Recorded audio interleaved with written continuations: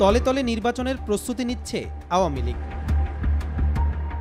সাম্প্রতিক সময়ে সামাজিক যোগাযোগ মাধ্যম ও গণমাধ্যমে আওয়ামী লীগ নেতারা আবারও সক্রিয় হতে শুরু করেছেন। আওয়ামী লীগের সাবেক প্রধানমন্ত্রী শেখ হাসিনার ছেলে সজীব ওয়াজেদ জয় বলেছেন, আওয়ামী লীগ ছাড়া দেশের প্রকৃত সংস্কার ও নির্বাচন সম্ভব নয়। তার এই বক্তব্য থেকে বোঝা যায় দলটি আসন্ন নির্বাচনের জন্য প্রস্তুতি নিচ্ছে। যদিও দলটির শীর্ষস্থানীয় নেতাদের অনেকে কারাগারে বা দেশের বাইরে রয়েছেন, তবে তারা নির্বাচনে অংশগ্রহণের প্রস্তুতি নিচ্ছে বলে ইঙ্গিত দিয়েছেন জয়। আওয়ামী লীগ নির্বাচনকে ঘিরে সামনে প্রস্তুতি নিলেও সাম্প্রতিক রাজনৈতিক পরিস্থিতি তাদের জন্য চ্যালেঞ্জিং হয়ে দাঁড়িয়েছে। শেখ হাসিনার ১৫ বছরের শাসনকালে দলের অনেকেই ভাবেননি তার একদিন ক্ষমতা ছাড়তে হবে, কিন্তু ছাত্র জনতার অভ্যুত্থানের পর দলটি কিছুটা নিস্তব্ধ হয়ে পড়েছিল। তবে সাম্প্রতিক সময়ে সামাজিক যোগাযোগ মাধ্যমে আওয়ামী লীগ নেতারা আবারও সক্রিয় হতে শুরু করেছেন।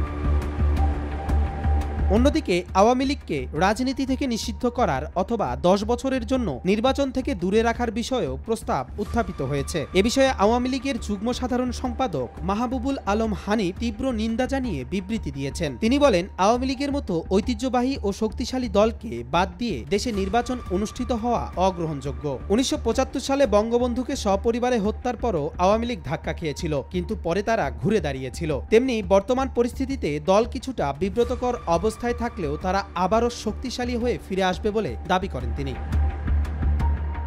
কবির চৌধুরী জয়, মাই টিভি।